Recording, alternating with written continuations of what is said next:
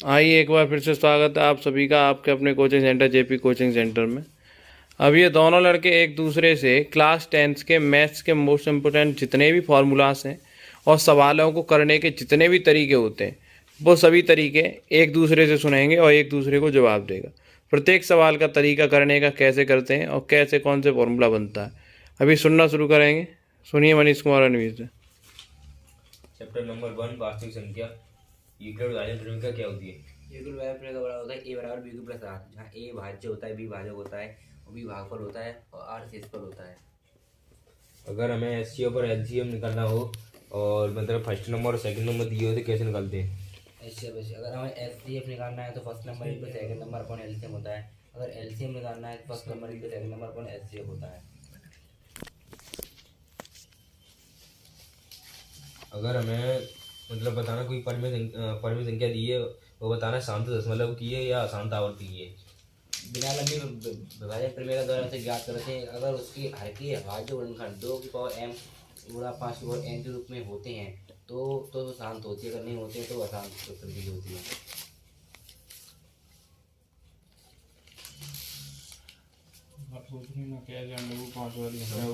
बताइए पूर्णांक धनात्मक संख्या कौन सी है? 2 क्यूब पूर्णांक धनात्मक संख्या 2 क्यूब प्लस 1।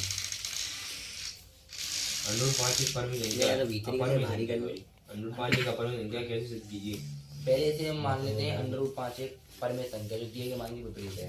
ठीक है, अंडर रूट 5 बराबर a अपॉन b, जहाँ a की वास्तविक संख्या b नॉट इक्वल 0 है और दोनों तरफ वर्ग करते हैं। रूट 5 को स्क्वायर बराबर a अपॉन b को स्क्वायर कर लेते हैं तो रूट 5 उधर लेके उसे इस तरह व्यक्त करते हैं कि वो b से भाज्य हो, तो b स्क्वायर 5 से भाज्य होगा, b 5 से भाज्य होगा। तो r की जो हमारा b मान है उसके लिए कुछ कोई मान लेते हैं, उसके रख देते हैं तो उसका वर्ग करते हैं। 5 25 से भाज्य होगा तो 5 बढ़ेगा, बचेगा वहाँ पर b स्क्वायर बराबर होगा। फिर p स्क्वायर बराबर वहाँ पर कुछ संख्या बचेगी, फिर वो भी b स्क्वायर भी a से भाज्य होता है तो b भी a से भाज्य होगा। तब हमारी विरोधाभास कल्पना के कारण रूट 5 एक अपरिमेय संख्या है, रूट 5 एक परिमेय संख्या है। अगर हमारी विरोधाभास कल्पना गलत है, इसके विपरीत रूट 5 एक परिमेय संख्या है।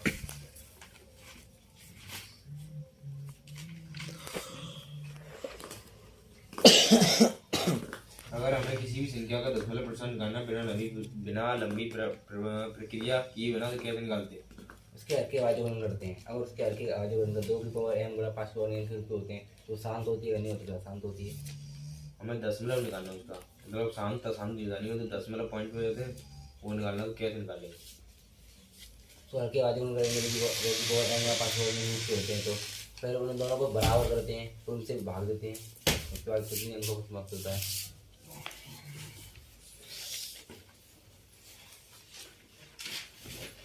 अगर हमें क्वेश्चन में अधिकतम संख्या निकालनी हो तो क्या निकालते हैं? तो अधिकतम संख्या के लिए उसका एचसीएफ निकालते हैं और न्यूनतम संख्या निकालनी हो तो एलसीएम।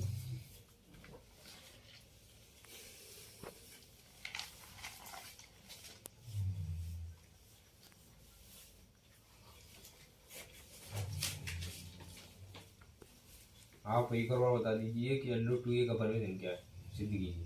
अंडर रूट टू एक जो अंडर रूट 2 पहले मान लेते हैं अंडर रूट 2 एक परिमेय संख्या है जो दिए गए मान के विपरीत है।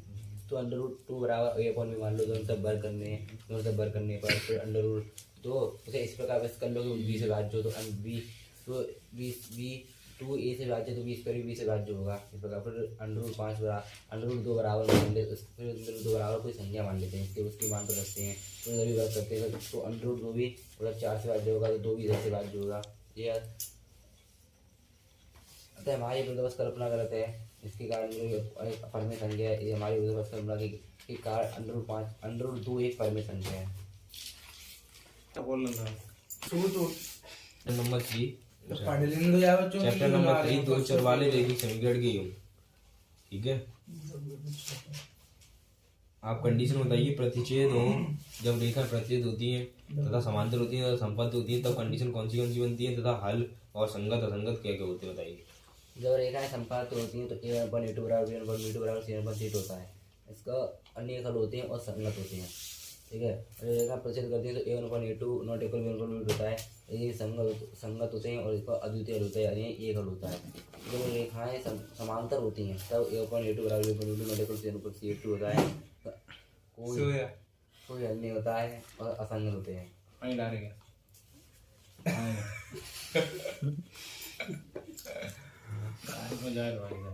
दो चर वाले रेखीय समीकरण का व्यापक रूप बताइए। A x plus b y plus c बराबर 0। दो चर वाले रेखीय समीकरण का हल करने वाली विधियां बताइए। दो चर वाले रेखीय समीकरण को हल करने की दो विधियां होती हैं, एक ग्राफ विधि, एक ग्राफिक विधि को सिर्फ एक ही प्रकार से हल किया जा सकता है, लेकिन बीजगणितीय विधि को 3 प्रकार से हल किया जा सकता है। प्रतिस्थापन विधि, विलोपन विधि और बीजगणित विधि। प्रतिस्थापन, विलोपन तथा बीजगणित विधि एक एक करके बताइए। प्रतिस्थापन, इसमें हम किसी एक चर का मान निकालकर दूसरे समीकरण प्रतिस्थापित करते हैं, दूसरे समीकरण रखते हैं, प्रतिस्थापन विधि कहते हैं। और विलोपन विधि में चर के जो गुणांक होते हैं समान करके अगर चिन्ह विपरीत होते हैं तो जोड़ते हैं, अगर चिन्ह समान होते हैं तो घटाते हैं। और बीजगणित विधि में फॉर्मूला होता है b1/b2 c1/c2 बराबर a/a2 b1/b2। इसमें क्रॉस मल्टीप्लाई करके हम बाद में निकालते हैं। ऊपर एक्स और वाई ये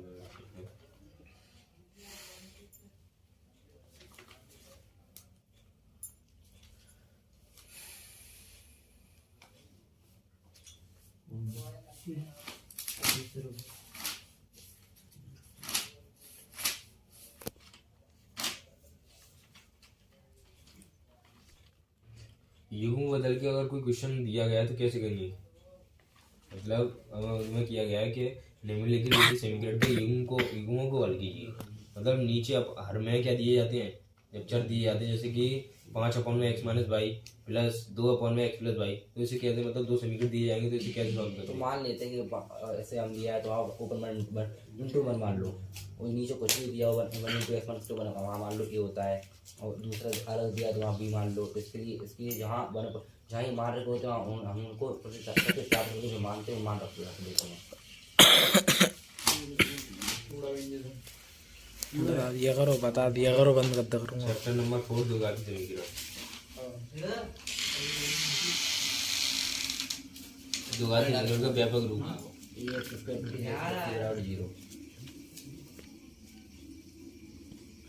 द्विघाती समीकरण 3 द्विघाती समीकरण में मूलों की संख्या अल्फा और बीटा। अल्फा प्लस बीटा बराबर अल्फा बीटा होता है तो x माइनस x का गुणांक बट्टे x पर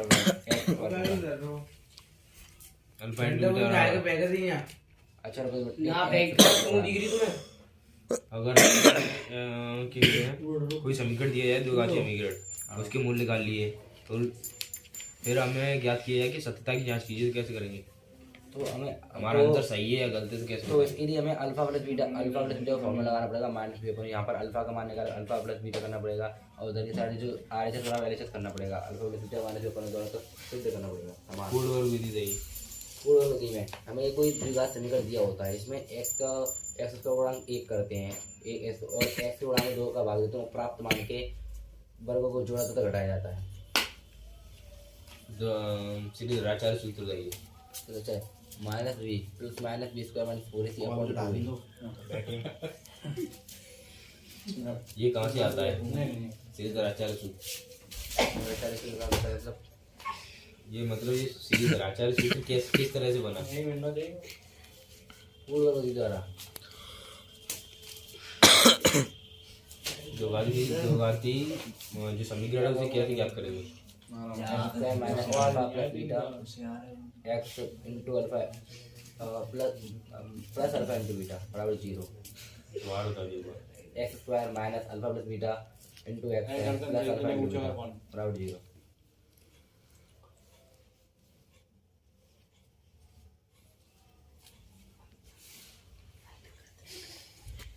स्टार्ट। द्विघाती बहुपद का व्यापक रूप।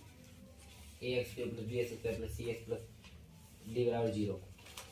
Alpha beta plus beta gamma plus gamma alpha बराबर क्या होता है।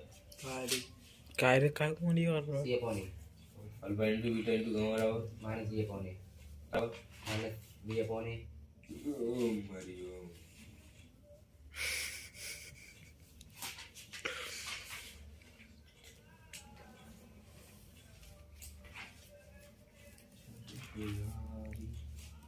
हमारी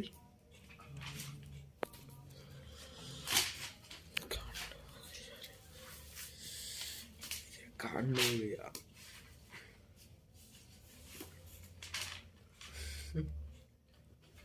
बताइए जो कहते हैं नाव धारा का कॉन्सेप्ट समझाइए। नाव धारा, नाव की चाल मान लेते हैं एक्स और धारा की हमारी चाल मान ली भाई। जब नाव धारा की दिशा में चलती है, नाव की चाल बड़ी होती है कि धारा की चाल? धारा की। नाव की चाल बड़ी होती है धारा की चाल? नाव की चाल बड़ी होती है बताइए। जब नाव धारा की प्रतिकूल दिशा में चलती है, जब नाव तो चालें घटती हैं, एक्स माइनस वाई किलोमीटर बराबर होता है। और जब अनुकूल दिशा में चलती है तो एक्स प्लस वाई किलोमीटर बराबर होता है। और गाड़ियों वाली? ठीक इसकी विपरीत होती है। जब गाड़ियाँ एक दिशा में जाती हैं तो उनकी चालें घटती हैं, और जब गाड़ी विपरीत दिशा में जाती है उनकी चालें जुड़ती हैं। अगर हमें किलोमीटर पर घंटा को मीटर पर सेकंड में बदलना हो तो क्या करते हैं? किलोमीटर पर घंटा 5 मिनट 18 से गुणा करते हैं। मीटर पर सेकंड से किलोमीटर पर घंटा में बदलना हो तो 18/5 से।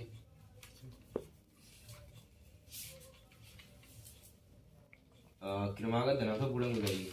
क्रमांक धनात्मक गुणक पहले मानते हैं एक्स प्लस 1 प्लस 2 प्लस 3 ऐसे मानते जाते हैं। धनात्मक गुणक क्रमागत ये भी x plus 1 x plus 1 x plus 2 x plus 3 होते हैं। क्रमागत सम धनात्मक गुणक 2x plus 2 2x plus 4 2x plus 6। क्रमागत विषम धनात्मक गुणक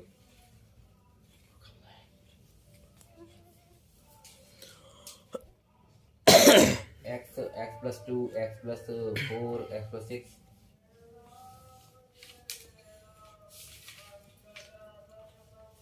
ये वाला क्वेश्चन क्या देखो, ए अपॉन में a plus b plus x equal to a 1/a plus 1/b plus 1/x। जोगाती समीकरण को गुणनखंड विधि द्वारा हल कीजिए।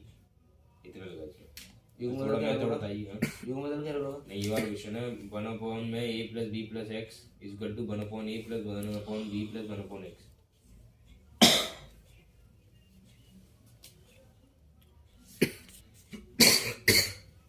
पहले इन दोनों का एलसीएम लिया जाएगा इनको, तो फिर इसे उधर ही लिया जाएगा।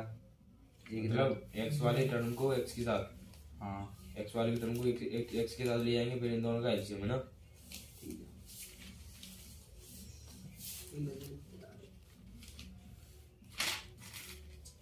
अगर मूल बराबर होते तो क्या लगाते हैं?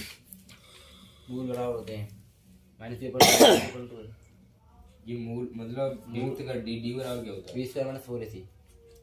अगर मूल कहते हैं डी का मान जब 0 से बड़ा होता है, डी का मान जब 0 से बड़ा होता है तब कैसे होते हैं मूल? मूल वास्तविक होते हैं, और जब 0 से छोटा होता है तो मूल काल्पनिक होते हैं। काल्पनिक में मूल होते हैं या नहीं? मूलों का अस्तित्व ही नहीं होता। और वास्तविक में मूल होते हैं कौन से? Minus B plus minus B square 47/2 है। दो संख्याओं के वर्गों का अंतर 180 है। छोटी संख्या का वर्ग बड़ी संख्या का 8 गुना है। इसकी थोड़ी स्थिति बताइए जी बस। तो हम पहली संख्या मानेंगे x, फिर उसका वर्ग करेंगे तो दो संख्या तो x का रहेगा। और छोटी संख्या है ना वो उससे 8 गुनी है, तो छोटी संख्या x मान ली और उसके 8x कर दिया तो x स्क्वायर माइनस 8x बराबर 180 हो जाएगा। ये समीकरण बन जाएगा।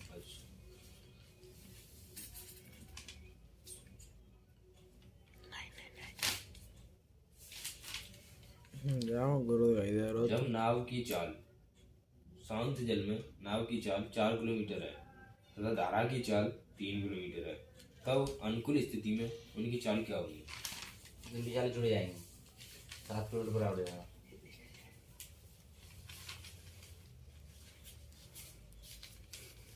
बंद कर लेगा है निर्देशांक ज्यामिति। जब हमें रेखाखंड दिया है और रेखाखंड मतलब ए भी दिया है तथा ए के बिंदु दिए गए x1 y1 तथा बी के बिंदु दिए गए x2 y2, तब उसकी दूरी कैसे निकालते हैं? दूरी का फॉर्मूला d बराबर अंडर रूट में x1 minus x2 whole square plus y1 minus y2 whole square. अगर सररेख बिंदु हो तब बताइए। तो सरल बिंदु होते तो एक ही सरल रेखा होती, उसी को जितने बिंदु होंगे उसी एक ही सरल रेखा से जोड़ेंगे। इसलिए मैं चाह रहा हूँ तो इनके बीच की दूरी कैसे निकालेंगे? तो इनकी दूरी ए बी की दूरी प्लस BC की दूरी बराबर AC की दूरी।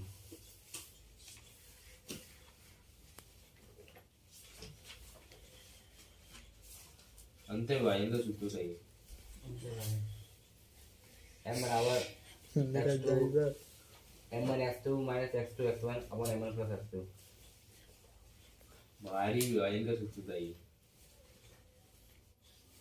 m बराबर हो गया m बराबर x2 m1 plus m2 x1 upon m1 plus m2।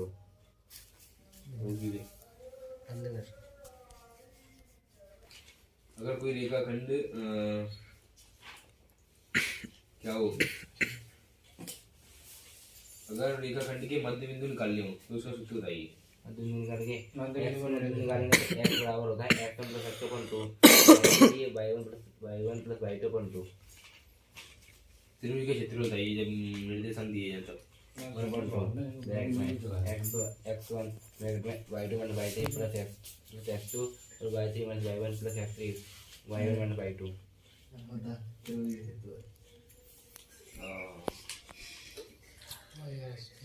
जब बिंदु सररेख होता है त्रिभुज का क्षेत्रफल क्या होता है? तो त्रिभुज का क्षेत्रफल 0 होता है।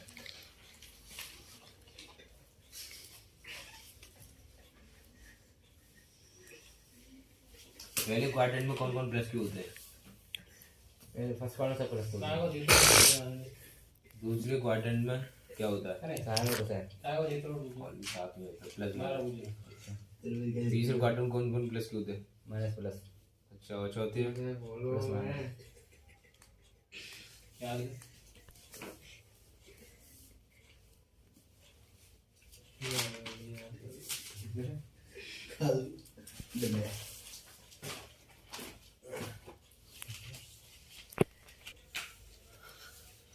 एक्स अक्ष से दूरी, वाई निर्देशांक वाई अक्ष से दूरी, एक्स निर्देशांक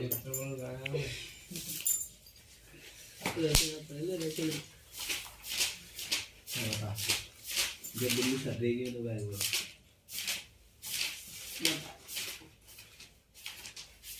मूल बिंदु से दूरी क्या होती है? 0,0। मूल बिंदु होते हैं, मतलब मूल बिंदु से दूरी। तो अंडर रूट तो कोई निर्देशांक तो दिया नहीं है। अभी जा मैं चालू कर रहा हूँ। चैप्टर नंबर 8 त्रिकोणमिति का परिचय। आप त्रिकोणमिति के बारे में क्या क्या जानते हैं बता दीजिए। त्रिकोणमिति समकोण त्रिकोणमिति एक समकोण पर आधारित है। इसमें 6 त्रिकोणमिति अनुपात होते हैं, sine cos sec cosec tan cot त्रिकोणमिति अनुपात होते हैं और इन्हीं के आधार पर त्रिकोणमिति होती है। उसमें एक लाल बच्चे का भी होता है जो बिल्कुल लाल साइन का होता है एल अपॉन के, कॉस का होता है ए अपॉन के और टेन का होता है एल अपॉन के विपरीत होते हैं। साइन को विपरीत होता है कोसेक के अपॉन साइन को विपरीत होता है 1 अपॉन कोसेक और सेक का होता है 1 अपॉन कॉस और टेन का होता है 1 अपॉन कॉट। टेन थीटा होता है 35 अपॉन कॉस थीटा और इसमें त्रिकोणमिति टेबल भी होती है। आप पूछिएगा। आप अभी बच्चों के लिए मतलब 10th के जो बोर्ड के पेपर हैं तो उनके बच्चों के लिए टेबल की जो सरल ट्रिक है वो बता दीजिए। तो उसमें हमें सबसे पहले 2 ही चीज़ों के नाम मान याद करने हैं, साइन और कोसेक को, सब इसी के विपरीत होते हैं। साइन और कोसेक के साइन और कॉस के ये भी मान याद करें तो ये भी मान याद करें मतलब टेबल कैसे बनाएंगे, मतलब शॉर्ट ट्रिक में मतलब याद ना करें वहाँ भूल गए बच्चे या फिर पेपर में मतलब भूल गए बच्चे तो कैसे वो टेबल बनाते हैं? टेबल बना सकते हैं। साइन और कोसेक लिखते हैं तो एक साइन और कॉस लिखना है, ठीक है। उसमें साइन की टेबल बनानी है तो 1 2 3 को तो जाना है, फिर 4 जब 4 से वापस आके तो सब पे अंडर रूट लगाना है। इसके बाद अंडर जो कट जाएगा कौन में चाचा अब मैं चाचा करके जो अंडर रूट होगा वो तो चलाएगा। जैसे पहले साइन का आया 1 करके साइन 0 तो 1/2 हो जाएगा, ठीक है। तो 1/√2 फिर रूट 3/2 फिर ऐसे मतलब 1 हो जाएगा साइन 0 हो जाएगा ऐसे करके।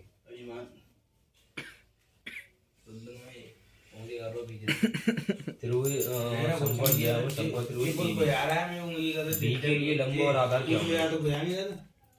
बी के लिए लंब और आधार त्रिभुज दिया है हमें ए बी समकोण त्रिभुज इसमें समकोण है एंगल बी, तब इसके लिए लंब और आधार क्या क्या होंगे? ए बी सी दिया है लंब और आधार। लंब होगा ए बी और आधार होगा बी सी। अगर सी समकोण हो तो सी समकोण सामने वाली लंब होती है ये भी हो जाएगा उसके लिए, शामिल हो जाएगा, आधा भी रहेगा। और ए के लिए ए के लिए बी सी हो जाएगा, क्या? लंब।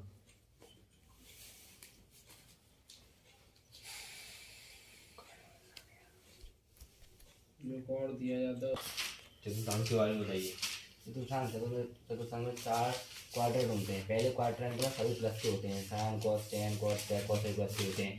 पहले क्वाड्रेंट में आता है साइन 90 थीटा, और दूसरे क्वाड्रेंट में आता है, दूसरे क्वाड्रेंट में साइन और कोसेक प्लस का, दूसरे क्वाड्रेंट में होता है 90 प्लस थीटा और 180 माइनस थीटा। और थर्ड क्वाड्रेंट में टेन और क्वार्टर प्लस के होते हैं, और इसमें आता है 180 plus theta, 270 minus theta.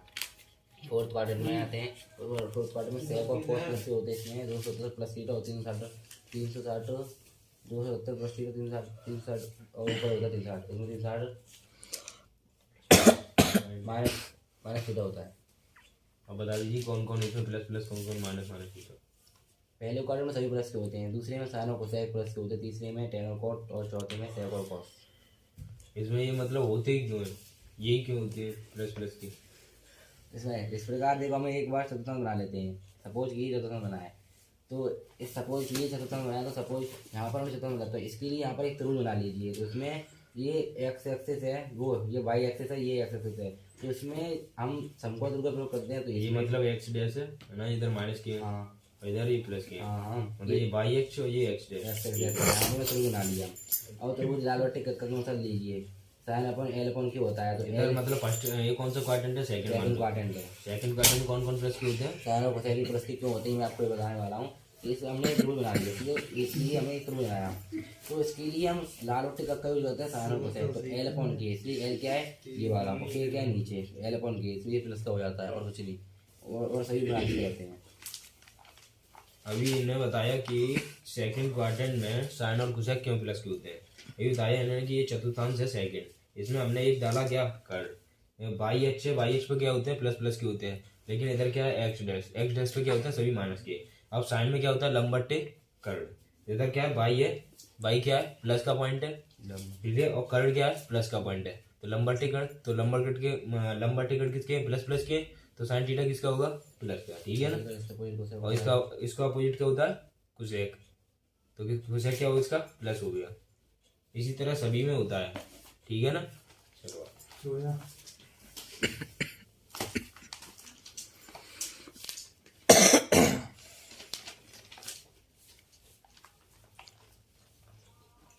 Sign a plus b बराबर साइन में cos cos, sine plus cos cos, sine a minus b बराबर sine minus cos cos, sine cos minus cos sine. बंद कर रेडी। और बताइए तो बाबू को सही है। चुप जा। रुके यार दोबारा पूछ। पाई अपन 2 पाई स्क्वायर अपन 2 और तो करेंगे आप पाई प्लस